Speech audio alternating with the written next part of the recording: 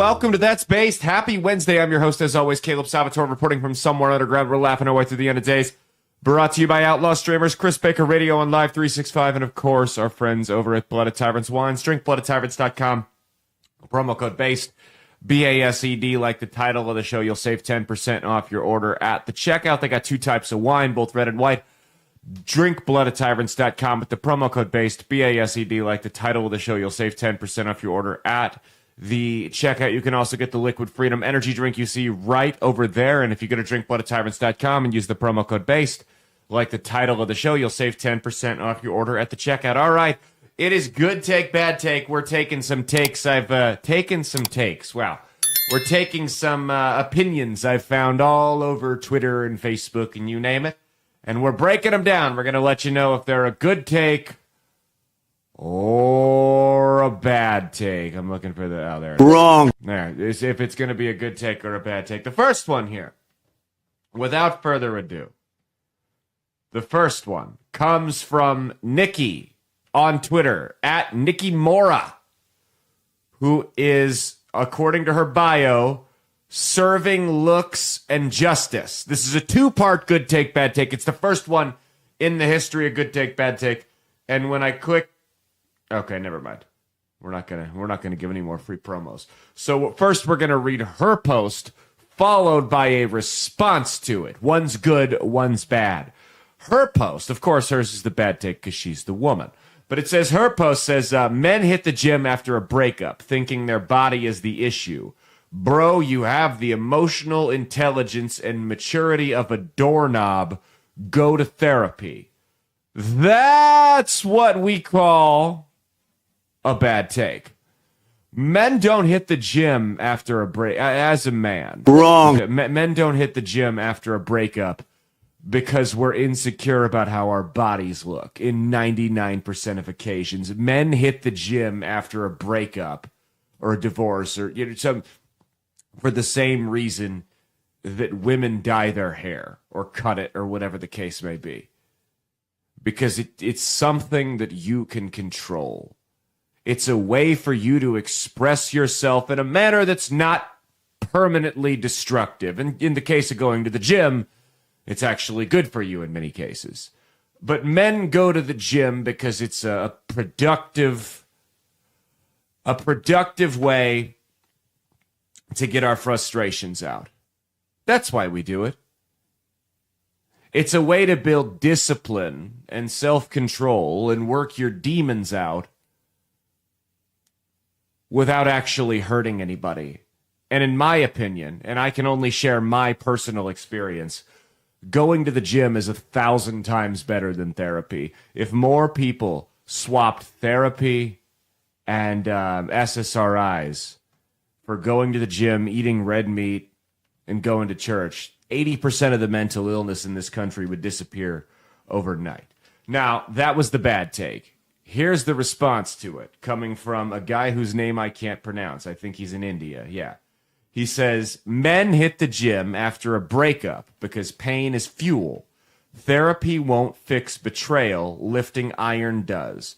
Don't talk to me about intelligence when you ghosted a loyal man and then called it healing. A man builds muscle not to impress you, but to armor up for a world that laughs at his pain, mocks his silence, and prays for his downfall. You want him to cry on a couch. He chose to bleed in silence under 200 pounds of steel. Because while you're ranting online, he's out there becoming the version you'll never deserve again. And that, sweetheart, is therapy. Woo! My goodness. Poetic. That's a good take, by the way, in case you guys needed any indication as to which way I felt about that one.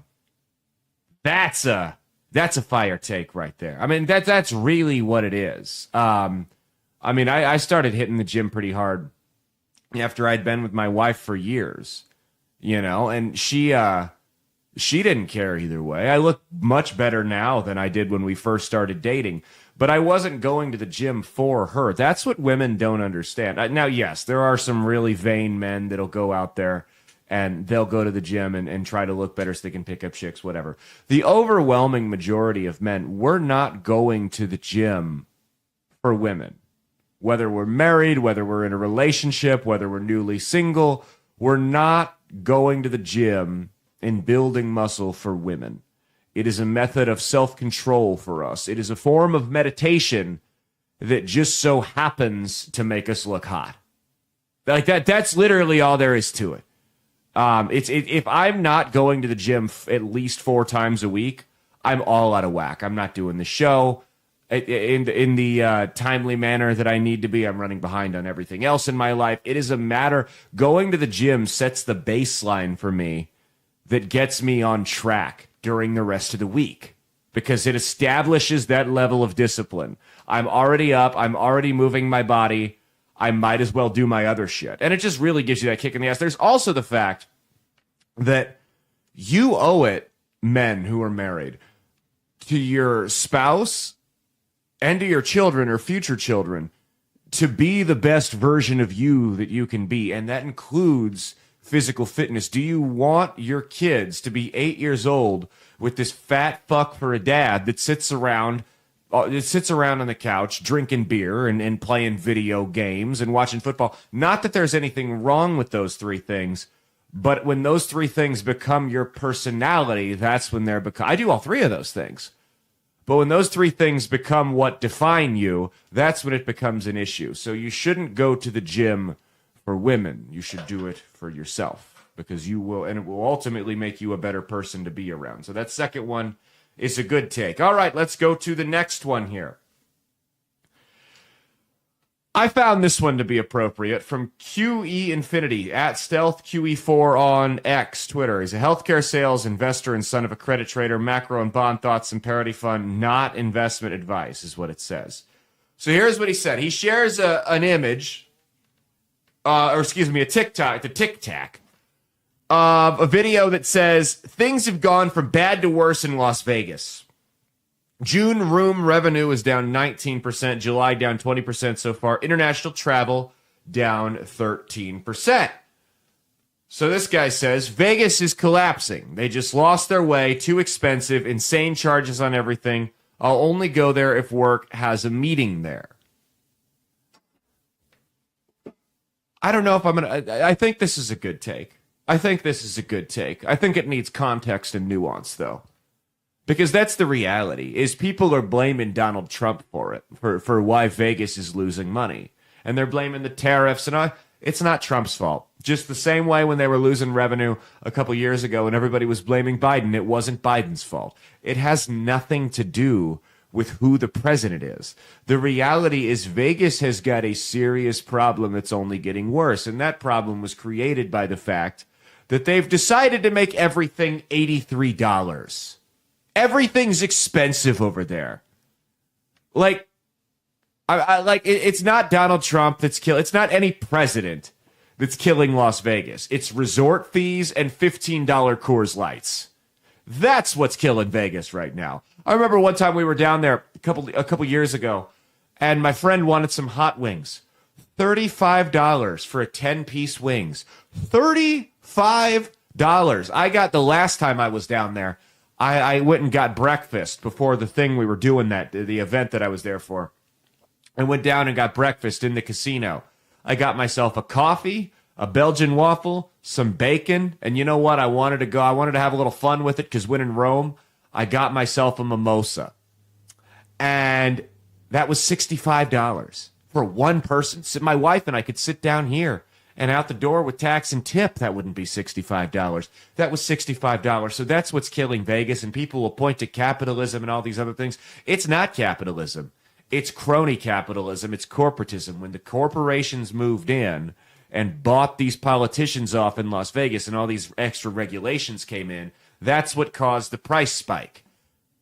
The guys, because when Vegas was at its peak, that was also capitalism. But it wasn't what you're seeing right now. That was pure capitalism. That was when this group called The Mob ran everything, when everything was much cheaper and it wasn't a total corporate hellscape. It's not a total... I'll be there in a couple weeks. It's not a total corporate hellscape.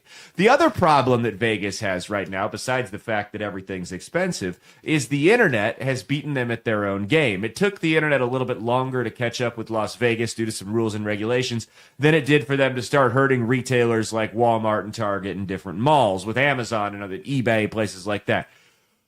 But it's finally happening. More and more states are legalizing not just sports betting, but sports betting online. And that's a whole other set of problems that's causing right there with kids gaining these addictions in their early 20s that they never would have had to deal with just not even a decade ago. But the fact that you can pull your phone up, press a couple buttons and make a bet means you no longer have to go to Vegas anymore. So you don't have, and that's primarily the whole reason. That's the reason a lot of people go down there is sports gambling. Sports gambling. So when they're starting to lose that, they're going to have to reevaluate. That's all there is to it. The leadership needs to shake something up. You need to loosen some of the regulations. The prices have to drop, and they will drop because that's how free market capitalism works. When things cost too much money and people stop spending their money there, it's simple supply and demand. They go, oh shit, we have to correct. And if they don't correct, they go out of business, and someone who's willing to correct takes their place. That's how it works. The other problem they're running into is the boomers are dying out. Now, millennials, I believe, someone told me this, don't quote me on it, have actually become the number one generation to visit Vegas. The problem is, you at one point had the boomers and millennials going. Now you're going to be expecting the millennials to carry it on their own. That's just not going to happen. And if you haven't noticed, Gen Z, those awkward little autistic fucks, really aren't the partying type. They don't drink, they don't go out, and if they do gamble, it's on their phone. They're doing the Robinhood apps and the DraftKings and all that crap. They're not going to go to Las Vegas. They don't want to leave their bedrooms. Why on earth would the Zoomers go to Las Vegas to gamble? There's no reason. They've grown up with their whole lives on this thing right here. Why on earth would the Zoomers go to Las Vegas to gamble when they can do that on their phone? So that's what's killing Vegas. I think QE Infinity has a good take. That's 2 out of 3 have been good takes. That's a rarity here. That's a rarity here. Our next one comes from our favorite YouTuber. None other than the fantastic forehead herself, Miss Hannah Cox. So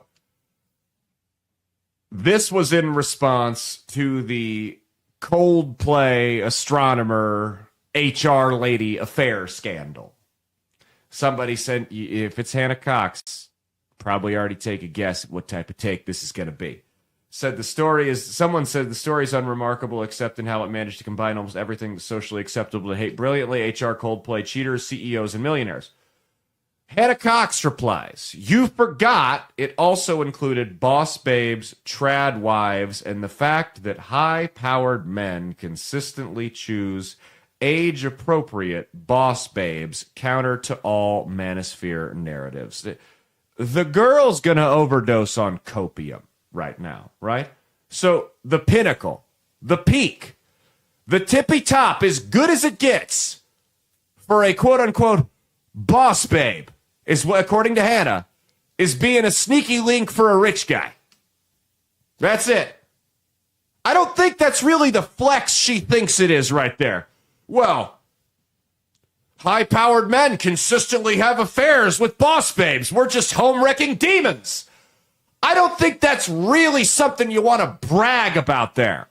So, Hannah, as usual, is wrong. Bad take. I don't think she's capable of having. I think she's allergic to good takes, by the way. We got one more here, and then we're getting out.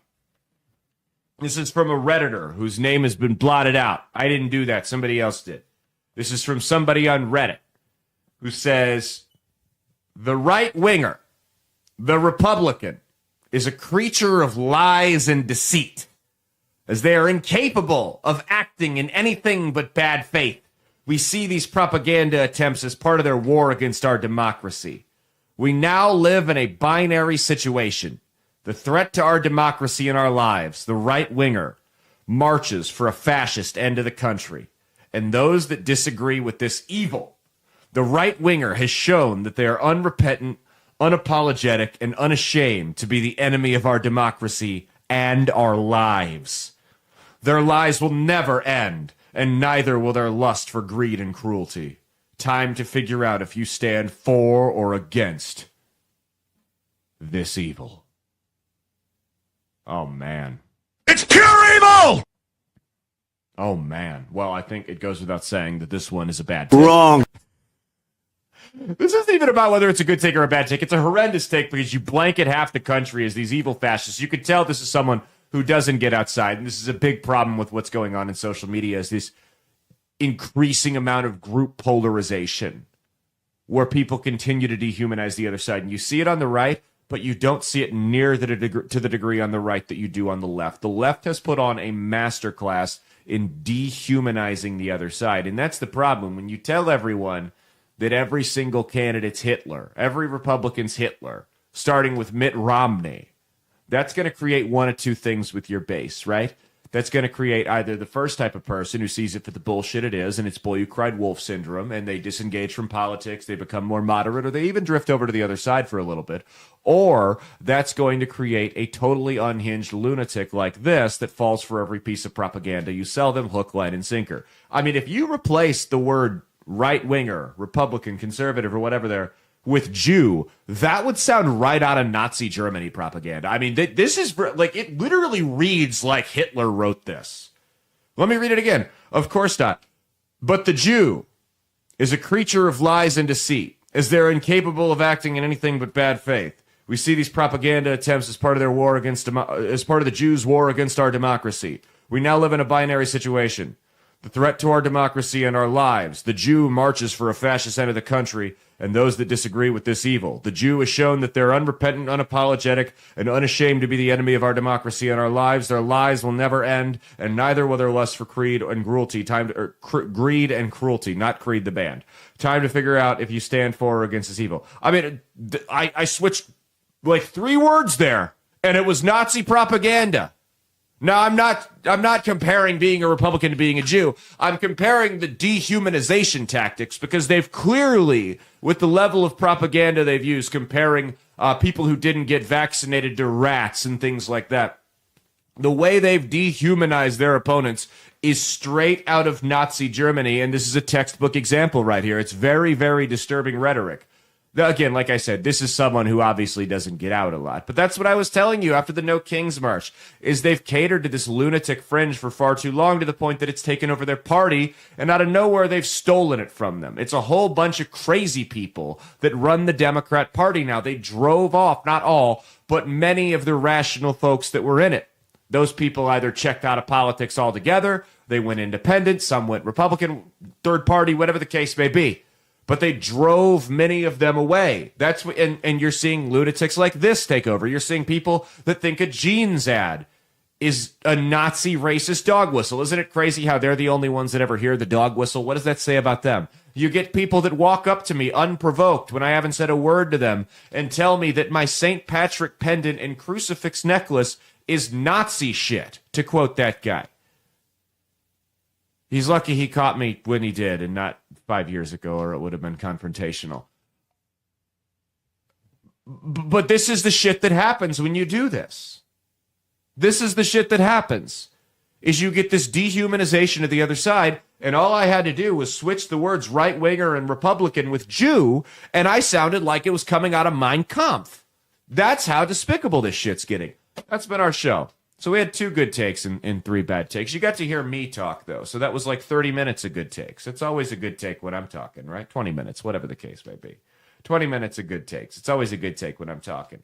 In September, the midweek check-in is going to go away. I don't know how long, at least temporarily, because I'm going to start recording for Crooks and Books again. I get paid for that one a lot more than I get paid for this one, so I have to do it. So we're going to put, I think what we're going to end up doing is moving the unsolicited advice segment from Mondays to Wednesdays. So the shows will be more spaced out. It won't be like 5 days with nothing. You'll get a Saturday show, then off Sunday, Monday, Tuesday, back on Wednesday, off Thursday, Friday. So that's all. That's all that's changing for now. We will see you guys on Saturday for the big show. Cheat on your taxes, not your spouse, and stay based.